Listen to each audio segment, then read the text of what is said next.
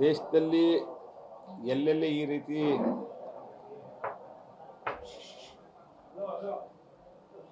ಸುಳ್ಳು ಗ್ಯಾರಂಟಿಗಳನ್ನು ಕೊಟ್ಟಿತ್ತಲ್ಲ ಎಲ್ಲ ಕಡೆ ಇವತ್ತದು ಎಕ್ಸ್ಪೋಸ್ ಆಗ್ತಾ ಇದೆ. ನಾನು ಕರ್ನಾಟಕದ ಬಗ್ಗೆ ಫಸ್ಟ್ ನಿಮ್ಗೆ ಗಮನಕ್ಕೆ ತರೋದಾದ್ರೆ,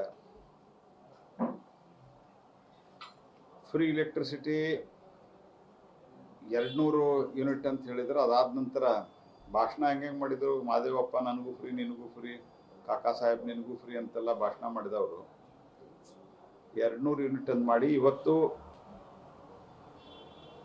ಅವ್ರದ್ದು ಲಿಮಿಟ್ಗಿಂತ ಜಾಸ್ತಿ ಅವರು ವಿದ್ಯುತ್ತನ್ನು ಬಳಸಿದರೆ ಅವರೆಲ್ಲರಿಗೂ ಇವತ್ತು ಪರ್ ಯೂನಿಟ್ ಕಾಸ್ಟು ಜಾಸ್ತಿ ಆಗಿದೆ. 4 ರೂಪಾಯಿದಿಂದ 7 ರೂಪಾಯಿನೂ ಆಗಿದೆ. ಅದಾದ ನಂತರ ಹಾಲಿನ ದರ ಜಾಸ್ತಿ ಮಾಡಿದರು, ಡೀಸೆಲ್ ಪೆಟ್ರೋಲ್ಗೆ ಟ್ಯಾಕ್ಸನ್ನು ಅಂದರೆ ಸ್ಟೇಟ್ ವ್ಯಾಟನ್ನು, ಡೀಸೆಲ್ ಪೆಟ್ರೋಲು ಇವತ್ತಿನವರೆಗೆ GST ಒಳಗಿಲ್ಲ, ಅದಕ್ಕೆ ಹೆಚ್ಚಿನ ಹೊರೆಯನ್ನು ಟ್ಯಾಕ್ಸನ್ನು ಹಾಕೋ ಕೆಲಸ ಮಾಡಿದ್ದಾರೆ.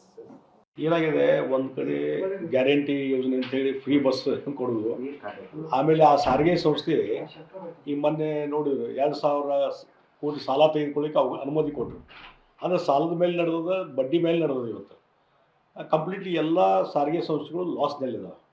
ಯಾಕಂದರೆ ಸರ್ಕಾರದ ದುರಾಡಳಿತ ಮತ್ತು ಅದನ್ನು ಸರಿಯಾಗಿ ಆಡಳಿತ ನಿರ್ವಹಣೆ ಮಾಡದೇ ಇದ್ದುದರಿಂದ ಇವತ್ತು ಈ ವ್ಯವಸ್ಥೆ ಬರೋದು. ನೀವು ಬೇಕಾದ್ರೆ ಸಾರಿಗೆ ಮಂತ್ರಿಗಳು ಉತ್ತರ ಕೊಡಲಿ, ಸರ್ಕಾರದ ಒಂದು ವೈಟ್ ಪೇಪರ್ ಕೊಡಲಿ, ಏನಂತಂದರೆ ಏನೋ ನೀವು ಗ್ಯಾರಂಟಿ ಕೊಟ್ಟು ಮಹಿಳೆಯರಿಗೆ ಉಚಿತವಾಗಿ ಬಸ್ ಪ್ರಯಾಣ ಅಂತ ಮಾಡಿದ್ರಲ್ಲ, ಅದಕ್ಕೇನು ಅದ್ರ ಕಂಡೀಷನ್ ಇರ್ತದೆ. ಈಗ ನಾವು ಪ್ರತಿಭಟನೆ ತೋರಿಸ್ತಾ ಇಲ್ಲ. ನೀವು ಹೆಣ್ಮಕ್ಳಿಗೆ ಫ್ರೀ ಕೊಟ್ರಿ, ಗಂಡಸರಿಗೆ ಬರೆ ಆಗ್ತಾ ಇದ್ದೀರಿ.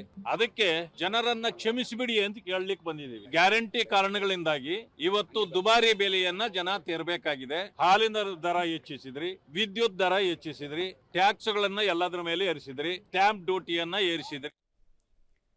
ಬಸ್ ಟಿಕೆಟ್ ದರ ಏರಿಕೆಗೆ ಎಚ್ ಡಿ ಕುಮಾರಸ್ವಾಮಿ ಅವರು ಕೂಡ ಆಕ್ರೋಶವನ್ನು ವ್ಯಕ್ತಪಡಿಸಿದ್ದಾರೆ. ಈ ರಾಜ್ಯದಲ್ಲಿ ಸರ್ಕಾರ ಇದೆಯಾ ಅಂತ ಅವ್ರ ಪ್ರಶ್ನೆಯನ್ನು ಕೇಳಿದ್ದಾರೆ. ಜನ 2 ದಿನ ಆಕ್ರೋಶವನ್ನು ವ್ಯಕ್ತಪಡಿಸ್ತಾರೆ ಅಷ್ಟೇ, 3ನೇ ದಿನ ಜನರು ಅಡ್ಜಸ್ಟ್ ಆಗ್ಬಿಡ್ತಾರೆ. ವ್ಯವಸ್ಥೆ ಹಾಗಾಗೋಗಿದೆ. ಒಂದ್ ಕೈಯಲ್ಲಿ ಕೊಟ್ಟು ಇನ್ನೊಂದು ಕೈಯಲ್ಲಿ ಕಿತ್ಕೊಳ್ತಾ ಇದ್ದಾರೆ ಅಂತ ಸರ್ಕಾರದ ನಡೆಯ ವಿರುದ್ಧ ವಾಗ್ದಾಳಿಯನ್ನ ಎಚ್ ಡಿ ಕುಮಾರಸ್ವಾಮಿ ಅವರು ನಡೆಸಿದ್ದಾರೆ. ಈಗಿನ ಈ ಬೆಳವಣಿಗೆಗಳಿದೆಯಲ್ಲ, ಇದೇನು ಯಾರಿಗೂ ಏನು ಅಚ್ಚರಿ ತರ್ತಕ್ಕಂಥ ವಿಷಯ ಅಲ್ಲ. ನನ್ನ ಅಭಿಪ್ರಾಯದಲ್ಲಿ ಬಹುಶಃ ಸಾರ್ವಜನಿಕರು ಸಹ ಇದನ್ನೊಂದು 2-3 ದಿವಸದಲ್ಲಿ ಮರೀತಾರೆ.